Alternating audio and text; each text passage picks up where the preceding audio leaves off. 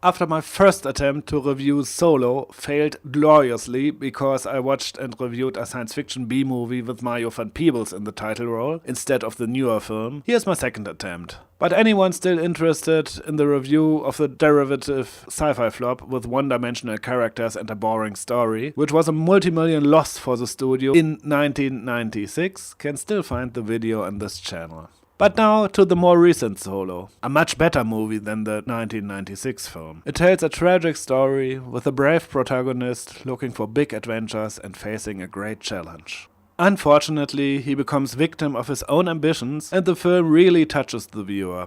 Precisely because it is based on true events and also shows his family members, which he left behind on the beach when he left for the unknown. But even though this movie is umpteen times better than the Solo of 1996, I still do not understand why a small Australian documentary from 2008 suddenly triggers such controversy and discussion 10 years later.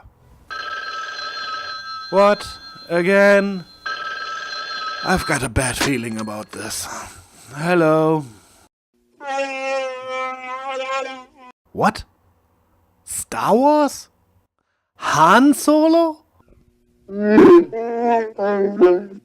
Disney has made a prequel about the adventures of a young Han Solo? Who wanted to see that?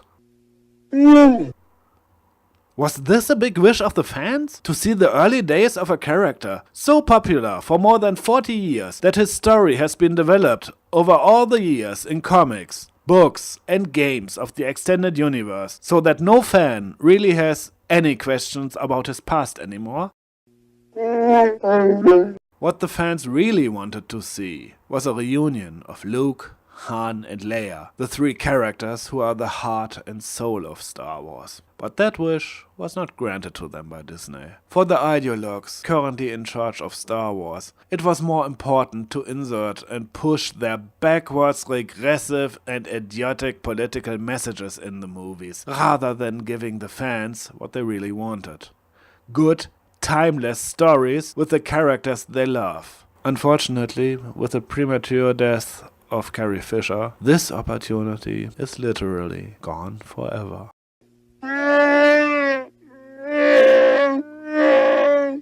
Thanks for nothing, Disney.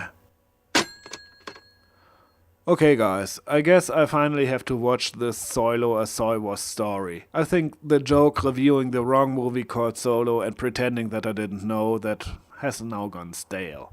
If ever it was funny at all. So, true to the motto, all good things come in threes, the next Solo review will definitely be the current Disney flop Solo, a Star Wars story. Nevertheless, I would like to quickly summarize in a few sentences what the documentary Solo from 2008 is all about. This is the story of Australian adventurer Andrew McAuley, who wanted to travel by kayak from Tasmania to New Zealand by himself. In January 2007, 30 years after the first man crossed the Tasmanian Sea with a rowing boat, McAuley wanted to be the first to do so in a kayak. A distance of 1,600 kilometers across one of the most dangerous seas in the world. What can go wrong? Well, pretty much everything. He even suffered through a 3-day Category 9 storm in a month on the high seas. On February 9, the Coast Guard of New Zealand received an emergency call from him, but it was too late. They could only recover his kayak and equipment, including video journals documenting his trip.